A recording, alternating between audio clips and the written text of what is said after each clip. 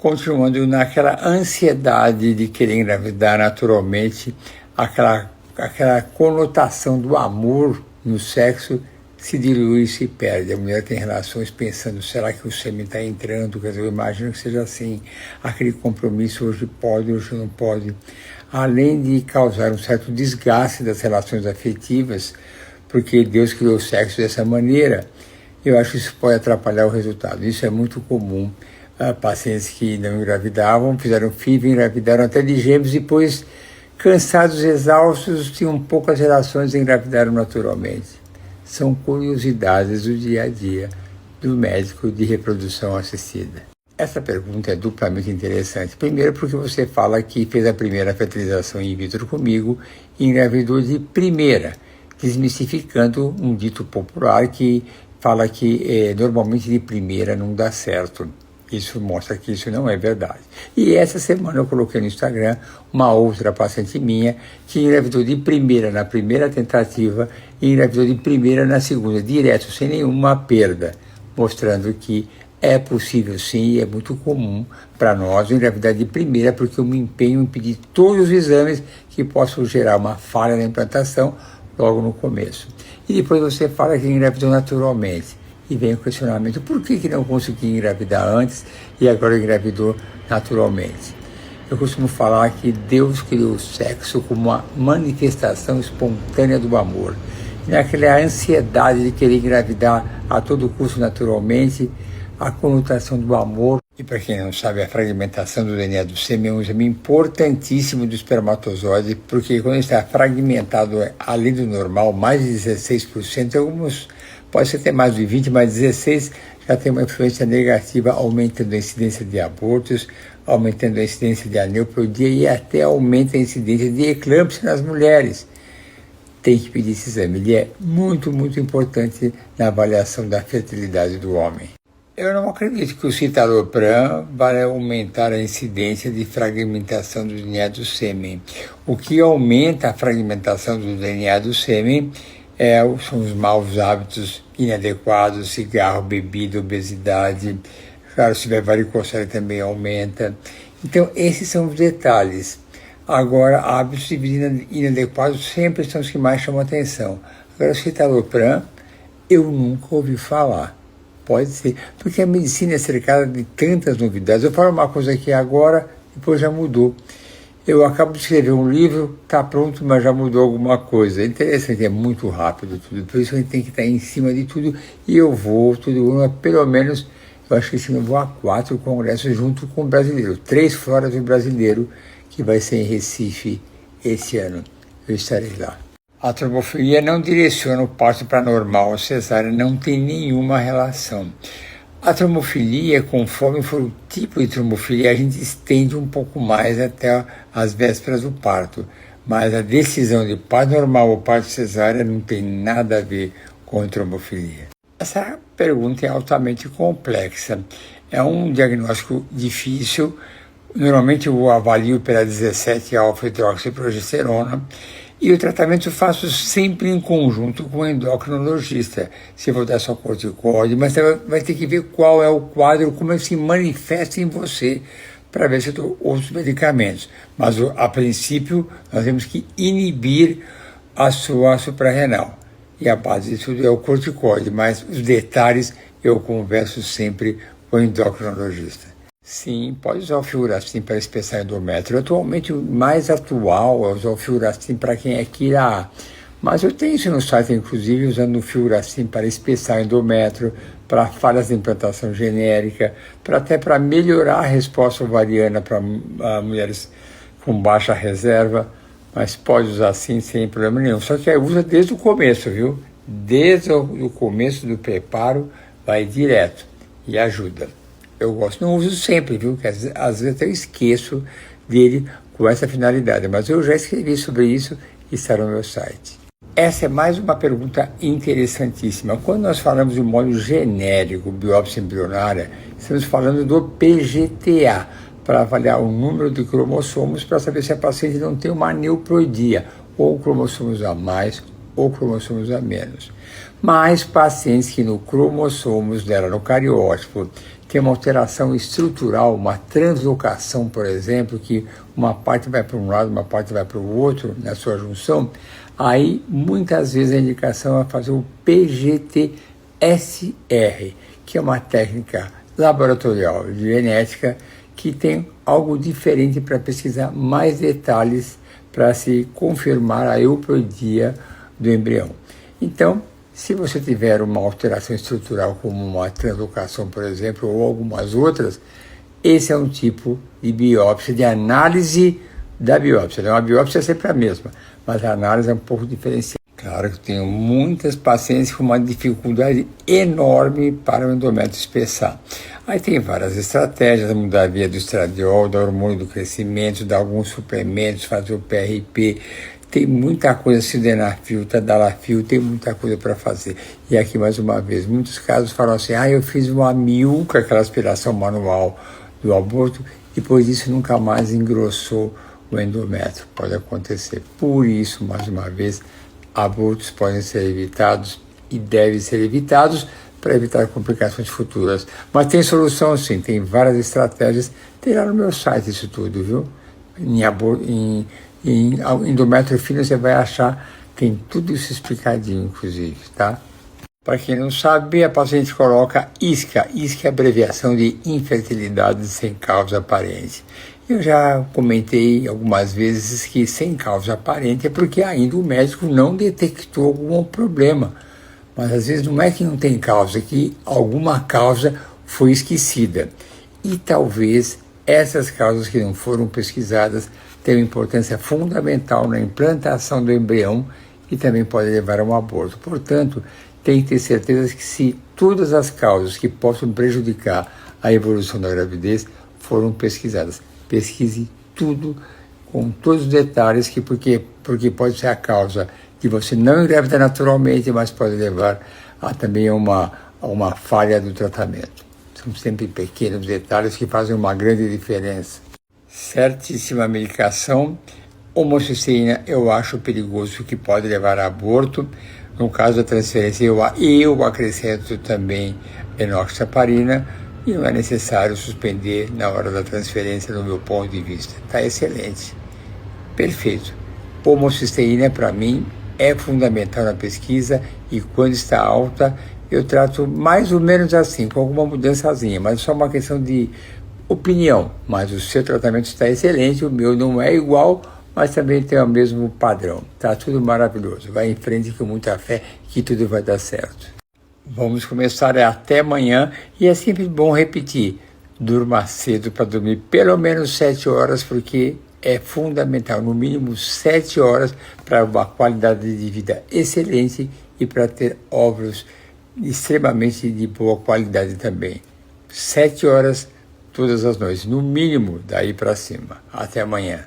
A endometriose é uma doença complexa e tem sido tratada nos últimos anos com muita veemência. E eu já comentei que eu acho que está havendo um exagero em dar muito antibiótico, porque não melhora, repete, não melhora, repete. No último congresso que eu fui o ano passado em Barcelona, já alguém mostrou que pacientes com esse tipo de endometrite, que não tem a mesma taxa de sucesso, coisa que eu também, da minha parte, concordo com isso. E está havendo cada vez mais artigos mostrando que não é necessário todo esse tipo de tratamento. Hoje em dia, num caso como o seu, eu não repito o antibiótico. Me basta. Quando tem 18, 20, 8 plasmócitos, eu trato mesmo se ainda permaneceu. Mas quando está abaixo de 5, eu já não trato mais, deixo como é que está. Mas eu dou probiótico via vaginal. Eu vou colocar agora aqui um link para você, da novidade que eu estou já aceitando e contestando esses exageros de tratamento. Eu já falei algumas vezes, sim, eu adoro progesterona injetável. Eu sempre procuro indicar. O problema é sempre a limitação, que dói, mas hoje em dia eu faço muitas vezes dia sim, dia não, porque também não tem pessoas que possam aplicar intramuscular, é uma coisa que é difícil. Lá no IPJ nós aplicamos para paciente diariamente. E até os domingos, quando nós estamos fechados, a paciente pode contratar uma das nossas enfermeiras que vai até o hotel dela, até a casa dela e aplica na casa dela. Mas o difícil é quando ela mora em uma outra cidade e não tem quem aplique. E tem a progesterona subcutânea, que é quase tão boa quanto a intramuscular. E hoje em dia eu estou usando uma progesterona via oral, tipo filme, que eu achei muito bom. Já testamos lá no IPGO. A mulher pode colocar na boca e dissolve com facilidade e pode usar na hora do almoço. É uma alternativa que nós já testamos. Agora, para ele entender, a explicação mais básica, muito simples, se ele conseguir entender, é ele se imaginar um dia precisando de um transplante de coração, para que possa continuar vivo. Tira o coração dele e põe do outro. Por acaso ele vai ser o outro, porque o coração não é mais dele? Claro, ele vai continuar sendo a mesma pessoa. É só o coração bombando. O óvulo é só uma célulazinha. O contexto todo é totalmente seu. Aliás, o meu conceito em relação à mãe não se compara a pai. Mãe é tudo para uma pessoa. Todo mundo sabe. No momento do perigo, quem é que uma pessoa chama? Porque de minha mãe. A mãe é tudo. Eu gostaria muito que ele entendesse essa analogia e aceitasse para a sua felicidade. Lamento por você, mas homem não é fácil, é duro de entender, viu? É muito difícil. Eu vou começar lhe respondendo da seguinte maneira. Eu sou sincero. Quando eu estava ainda na faculdade e decidi por ginecologia, que é a minha especialidade básica, é porque eu já tinha uma rejeição com o homem. Os homens são mais complicados e mais difíceis. Se tiverem aqueles me ouvindo aqui, saibam que eles são assim mesmo, e você também, homem que estiver me ouvindo, também é. Eles demoram para entender a situação. Que vai ter filho com outra não tem nada a ver, isso é um erro de compreensão total. Você vai dar um filho para ele, você vai gerar um filho para ele, você vai passar por toda a gravidez, você vai ganhar bebê, vai para a maternidade, vai amamentar. O filho é totalmente seu. Essa história que vai ter filho com a outra, de jeito nenhum. É uma fantasia que alguns homens fazem. É comum essa fantasia. É como se tivesse filho com a outra. Eu lamento muito por você, seu marido não ter uma compreensão exata da importância que é a ovodoação e que esse é outro comentário extremamente interessante e cheio de conflitos. Há alguns dias atrás eu estava num grupo que eu pertenço de WhatsApp, discutindo vários assuntos, e havia uma dúvida quanto a uma determinada trombofilia. E a hematologista, que faz parte do grupo, extremamente capaz e qualificada, achou que seria recomendado a enoxaparina, mas como ela não tinha nenhuma perda fetal, nenhum aborto, não faria isso só se ela viesse a ter um aborto. Depois que abortou.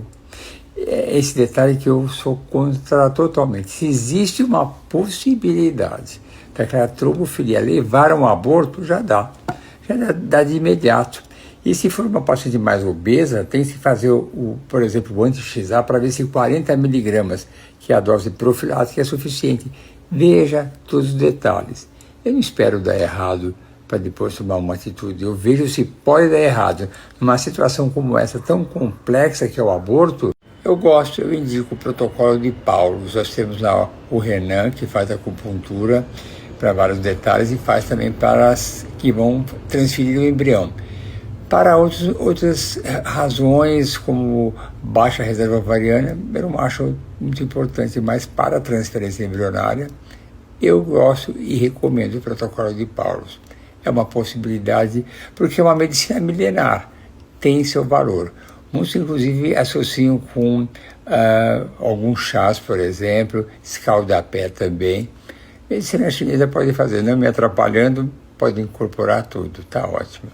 É muito importante que se avalie a diferença do que é impeditivo e o que é prejudicial.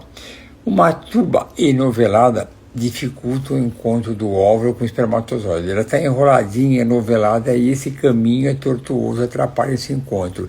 E também, quando fertiliza, aumenta a incidência de gravidez tubária. E a paciente deve ser alertada quanto a isso.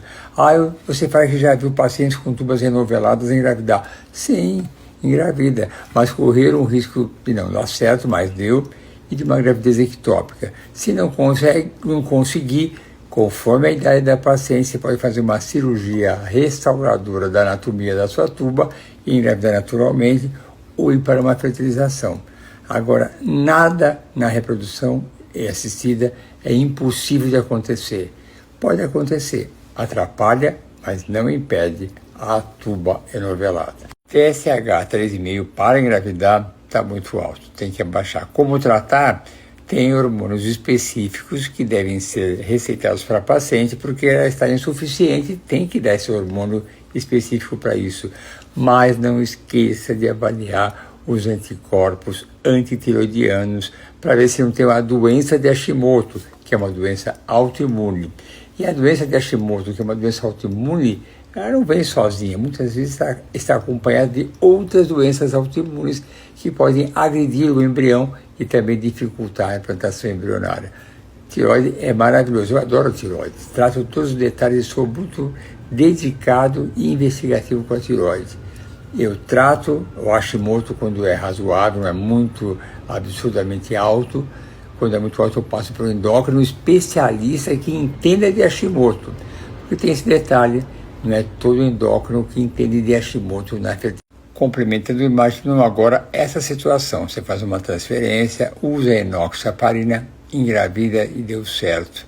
Aí você pensa, poxa, me fez sofrer tanto, gastar tanto dinheiro, injeções, medicamento, estimulação, ultrassom, coleta, sedação, gasto de dinheiro com a biópsia embrionária, e agora eu perdi o embrião, eu podia ter visto isso antes, e agora deu certo. Melhor de tudo antes. Eu sinto essa dor, porque eu, como paciente, eu faria a mesma coisa. Me faça tudo o que puder para encerrar de primeira. Não espera dar errado para depois tomar alguma iniciativa. Mas eu converso com a paciente que nem todos esses exames têm evidências comprovadas. Mas não faz mal nenhum, não custa. E tem muito exame que não tinha comprovação e agora tem. E o tempo passou. E agora? Tem que conversar e negociar com o médico qual eu acho o melhor caminho.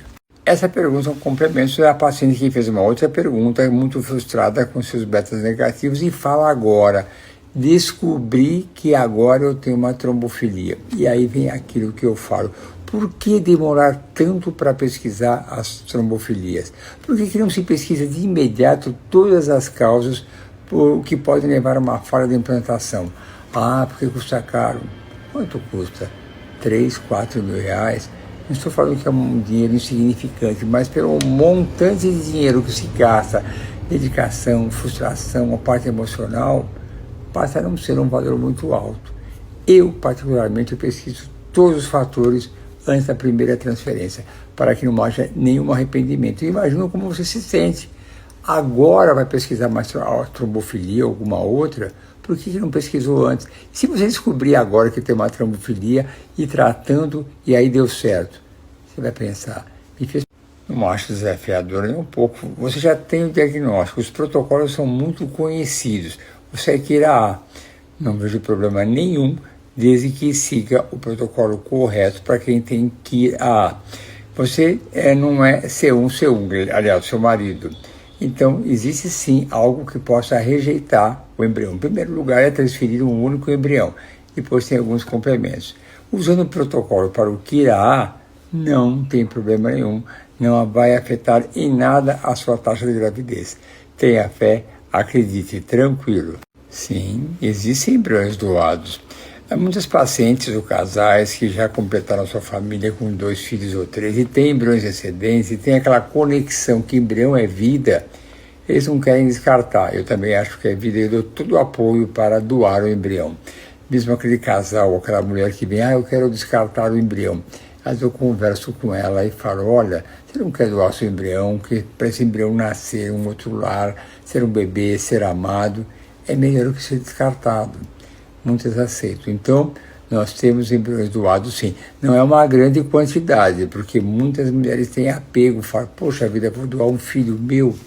É algo que incomoda, mas tem pessoas que enxergam o embrião como vida que deve nascer num lar e ser amado e ter a sua própria família, melhor do que ser descartado. Portanto, a pergunta é, tem embrião doado? Nós temos, sim senhora. Temos embrião doado, você liga lá e fala com a Mariana e vê quais. Na pergunta anterior, você comenta que o seu embrião descongelado não expandiu. E pergunta, se eu já vi isso? Já. Pode acontecer. É raro, mas pode acontecer. Se pode dar certo, se não expande, a chance de dar certo, sinceramente, é muito difícil. Você fez 4 transferências de 4 blastocistos e, pelo que entendi, não deu certo. Continue lutando. Continue lutando. mas tem que investigar, tem que detalhar, tem que aprofundar, tem que ir atrás, porque muda alguma coisa, faça uma nova simulação, veja o seu marido, veja a suplementação, veja o protocolo, uma hora vai dar certo. Eu não sossego, eu não aceito a derrota, eu vou atrás sem parar até dar certo. Eu luto, estou junto com a paciente e luto sempre, até o finalzinho, e não largo. Não largo. Eu acho que essa semana eu vou colocar um videozinho que eu fiz exatamente sobre isso. Eu seguro na caixinha, não deixo ver a marca, ainda mais que agora tem um concorrente francês que não é um gel, ele é um sólido que eu coloco dentro do útero. Eu não conheço muito bem, mas é eficaz. Não conheço, eu nunca palpei, nunca vi na minha mão, que eu ainda não usei. Eu gostaria que ele fosse mais barato do que esse gel que chama, não posso falar a marca, às vezes escapa, mas não posso falar. Não se fala, eticamente a gente não pode comentar o nome comercial do produto. Então, eu acho que é um concorrente bom, mas o preço está igual, não vejo uma grande vantagem. O gel eu tenho uma grande experiência e muito bom. Eu vou colocar aqui um videozinho, como é que ficou o útero, lindo, lindo, lindo. Vídeo não, a foto, a cavidade, depois que eu tirei a sinéquias e ver a foto do útero preenchido com gel. Não sei se dá para ver muito bem, mas como eu sei como estava e como ficou, eu achei lindo. Gostei dessa sua pergunta, para eu falar sobre o gel para tratar as sinéquias uterinas. Em primeiro lugar, já vou comentar, eu adoro repetir, quando alguém fala que abortar é uma coisa normal, é comum, e não há necessidade de fazer pesquisa das causas de aborto no primeiro e no segundo aborto. Eu contesto com muita vontade, porque essas sinéquias são provenientes de abortos, a grande maioria delas, e poderiam muitas vezes ter sido evitadas se alguns exames de causas de abortos fossem realizados com uma pesquisa mais detalhada. Esse gel é uma coisa incrível que surgiu há 2 anos, para esses casos que tem sinéquias, que quando gruda o útero uma parte na outra após uma curetagem, ou mesmo após o amil, isso não é culpa do profissional, não é erro médico, é uma intercorrência comum, e é difícil muitas vezes você tirar e pode grudar outra vez. Então, quando eu coloco esse gel no meio, que é uma barreira que impede que se encoste outra vez, é um sucesso incrível. Fico feliz pela sua gratidão, mas é uma imensa alegria ter chegado ao que nós chegamos, você construindo a sua família, e você escreveu essa frase que eu acho que serve para todas aquelas que estão tentando engravidar, têm dificuldades nessa luta. E você escreveu no finalzinho aqui, é desafiador, mas é possível. Frase linda. Adorei, vou guardar para mim essa frase, viu? Ela é bem simbólica. É desafiador. O seu caso é desafiador, mas você é a prova de que é possível. Sua filha está linda, linda, linda, linda. Que linda. Você é uma pessoa querida não só por mim, como por todas as enfermeiras do IPJ e todas que trabalham na administração, na recepção. Todo mundo gosta, e eu muito também de você, porque você e seu marido são o máximo. Eu vi a foto da Sônia dele nos braços, achei o máximo e fico muito feliz. Você é uma ótima paciente, você não dá trabalho nenhum, uma paciente exemplar, e fico muito feliz vendo a Sônia linda, linda, linda nos seus braços. Adoro ver isso, adoro. Essa é outra pergunta muito boa. Você fez um bloqueio hormonal para a sua endometriose e adenomiose e quer saber se você deve repetir a ressonância. Eu vou te falar, quando é uma adenomiose difusa que compromete mais do que 50% do miométrio, em primeiro lugar eu faço no mínimo por 3 meses. No terceiro mês eu repito o exame de imagem, ou ressonância, ou ultrassom com preparo. E sempre recomendo repetir com a mesma pessoa que fez o primeiro exame, porque a imagem de adenomiose, principalmente, é muito interpretativa. Médicos de excelência podem interpretar de maneira diferente. Se for um médico diferente, ele vai falar, ainda tem adenomiose, mas não é. É uma adenomiose que está mais reduzida, não tem mais cistinhos, está em ótima situação para transferir. Então, se for uma adenomiose difusa com um comprometimento mais do que 50% do miométrio, eu repito o exame de imagem. Gostei dessa pergunta porque frequentemente eu sou questionado sobre isso. Você tem 2 possibilidades. Uma doadora de 29 anos com 11 óvulos, ou seria melhor uma de 24 anos com 9 óvulos. no meu entender, não faz a menor diferença. Essa semana teve uma receptora que recebeu 12 óvulos e ela teve 11 blastocístos. Isso não é normal. Isso é muito acima da média. Ela está até agora angustiada. O que ela vai fazer com tanto embrião? Mas pode acontecer. Ela poderia ter 1 ou 2 embriões. Às vezes alguém tem menos óvulos, tem mais blastocístos. No meu entender, tanto faz. Siga o seu coração. Qualquer uma das duas é uma ótima escolha. Claro que pode aliar, isso é muito comum. Essa semana mesmo teve uma paciente me comentando que tinha 3 embriões em D3, se eu recomendava transferir em D3 ou alcançar blastocisto. Eu falei, eu prefiro blastocisto. Aí ela falou, mas eu tenho medo de perder esses embriões. Pois é. Aí tem momentos que é a hora da verdade. Eu, nessa situação, falo, espere chegar a blastocisto. E nesse caso dessa semana, é uma paciente com idade avançada. Então eu achei extremamente interessante descongelar, esperar até blastocisto e fazer a biópsia embrionária. Mas, de modo geral, a minha resposta é aguarde até blastocisto. Sem dúvida nenhuma, você pode ter sim embriões euploides. Para falar a verdade, qualquer idade é possível. É claro, se você me perguntar qual é a maior chance de ter embrião euploide, uma mulher com 32 anos ou com 38? 32. Qual a maior chance de ter embrião euploide? 38 anos ou 42? A chance pode ser proporcional à idade e ao número de óvulos, mas a resposta é, tem chance sim. Para mim é idêntico. Tanto faz o europeu como o americano, são todos bancos de sêmen sérios. Eu acho que tem muito a ver com a sua escolha.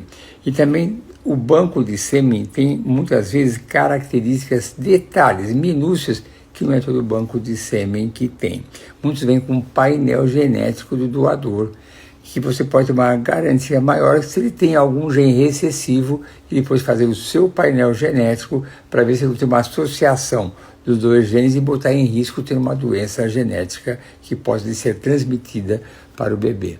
Aí você tem que analisar o banco de sêmen, eu acho igual os dois, mas análise também com critério o doador do banco. Todos os detalhes você deve avaliar com minúcias, tá bom? Bom, normalmente é 6 meses a 1 ano, mas vai depender muito de como foi o seu parto. Então, o próprio obstetra que operou, ele vai dizer isso para você. Eu, particularmente, eu faço cesárea, eu só faço cesárea, não faço parto normal. 6 meses depois pode fazer a sua transferência embrionária. Então, acho que não há problema nenhum e vai tranquilo, mas uma coisa é, você comentou que eu questiono muito. Será mais fácil a segunda transferência. Isso me incomoda, porque muitas pacientes, como deu certo a primeira, ela já vem confiante, agora vai dar tudo certo. Não, nem sempre. Então, é uma outra situação, já tem uma experiência com o que funcionou com você, isso é repetido, mas não garante o resultado. Esse otimismo em excesso me angustia, porque ela cria aquela imagem de uma certeza que vai dar certo e não dá.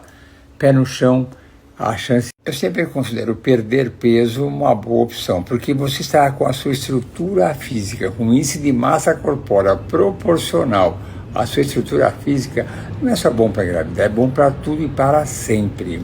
Agora, quando você atingiu aquela recomendação daquela estrutura física ideal, vamos chamar assim, estrutura física numa proporção ideal, imediatamente faça a sua transferência embrionária e faça uma avaliação de todos os outros exames junto com você, de você ter conseguido alcançar o seu peso ideal para a sua estrutura física. Vá em frente com muita fé. Eu sempre vou a congressos exclusivamente só de endometriose e adenomiose. Fui há 2 anos atrás do CEUD e estou agora, talvez eu vá ainda nesse semestre do CEUD, que é do Chapron, que eu gosto muito do bom senso dele, e é muito cheio de conflitos, é muito interessante. Médico que opera fala, é bom operar. Quem não opera nada, não precisa operar. É uma doença polêmica e eu falo, o que você falar pode estar certo, pode estar errado, independente da qualidade do profissional. Então, eu analiso desse jeito, mas pacientes que estão muito inflamadas, eu faço não só um bloqueio hormonal, como suplemento com algo anti-inflamatório para reduzir. essa inflamação pélvica, que se traduz por dor pélvica, distensão abdominal, dor na relação, essa endometriose atrapalha a implantação e, no meu entender, tem que tratar antes da transferência embrionária. A endometriose sempre é uma doença polêmica, mas eu gosto de repetir o mesmo texto sempre. A endometriose é uma doença inflamatória e, no meu entender, pode atrapalhar dependendo da intensidade da inflamação. Por exemplo, se você tem uma endometriose, tem dores pélvicas, um abdômen distendido, coisas desse tipo, você é uma mulher muito inflamada. Nesse caso, eu acho que atrapalha e merece um bloqueio hormonal. Se você tem endometriose e não sente nada, muitas vezes não tem dor nenhuma, eu não acho tão importante o bloqueio. E tem algumas situações que eu indico a cirurgia antes da transferência embrionária. São aquelas pacientes que tiveram muitas falhas de implantação, não achavam nada, fizeram todos os exames. Então, às vezes, é a última possibilidade. Se essa endometriose não estiver comprometendo o ovário, eu indico muito a cirurgia por endometriose e tenho convicção que isso pode levar ao sucesso. Sim, eu adoro esses 3 suplementos, e juntando a outros também. Mas como a sua pergunta foi direta e objetiva, a pergunta são extremamente interessantes e podem melhorar a qualidade dos óvulos. Portanto, o mais importante é você saber o que está fazendo. No meu site, no e-book que eu falo sobre biópsia embrionária, o PGTA, tem um capítulo que eu ponho biópsia embrionária, um castelo de areia, e mostro alguns artigos que mostraram que a biópsia embrionária para mulheres com menos de 40 anos diminui a chance de engravidar. Um outro artigo que mostra que alguns casos de bebês que eram embriões que eram aneuploides e nasceram normais. E recentemente, um artigo publicado, que eu não botei no site ainda, uma paciente transferiu 2 embriões aneuploides e nasceram 2 crianças supernormais. Portanto, eu uso esse critério, mas se você sentir-se bem, confiante, que é melhor não fazer a biópsia, não faça. Isso é uma coisa particular sua. Eu não condeno, mas você tem que ter ciência quais são as possíveis complicações. Adorei esse comentário. Uma coisa que eu sempre falo e julgo, que tem muitos procedimentos que o médico recomenda para o paciente e ele não quer fazer. E tem estratégias que eu não recomendo para o paciente e ele quer fazer. E a biópsia é uma dessas situações. Depois dos 40 anos, eu acho recomendável você fazer a biópsia embrionária, porque os riscos de ter um embrião aneuploide, um aborto, ou nascer uma criança com algum problema, é suficientemente alto para indicar uma biópsia embrionária. Se você tivesse 32 anos, eu não recomendaria. Mas você poderia querer fazer por motivos particulares, a sua angústia, ou é seu marido preocupado, tem alguém na família. Não recomendo, mas você quer fazer.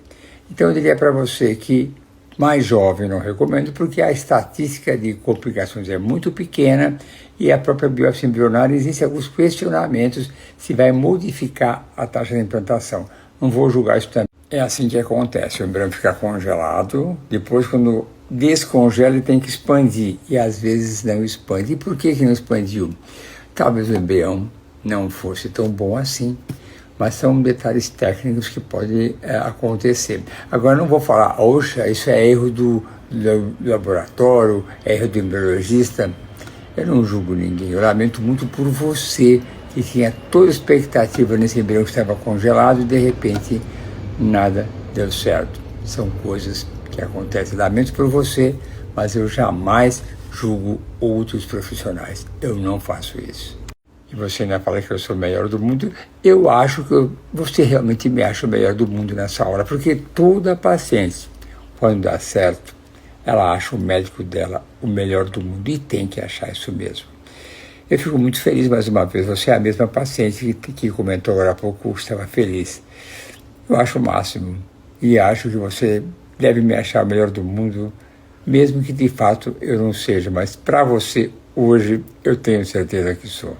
Que lindo, né? Maravilhoso. Cada beta que chega me emociona, me alegra o coração quase tanto quanto meus próprios pacientes. Afinal de contas, o meu trabalho é esse, é ajudar as pessoas a criarem as suas famílias, construírem as suas famílias. Então eu fico muito feliz com você, grávida, feliz, e vamos acompanhando toda essa evolução. repetindo o beta para ver se está dobrando a cada 2, 3 dias, daqui uns 10, 11 dias fazer o primeiro ultrassom, depois o batimento do coraçãozinho. Sabe que tudo isso ainda me emociona? Essa evolução, um óvulo, um espermatozoide, um embrião, de repente nasce um bebê lindo, e depois vem me procurar depois, a mãe traz com alguns meses, e quando vem adolescente, 14, 15 anos, já veio até gente de 20 e poucos anos. Eu acho isso o máximo. Esses fatores imunológicos para falhas de implantação embrionária são extremamente complexos, existem outros também.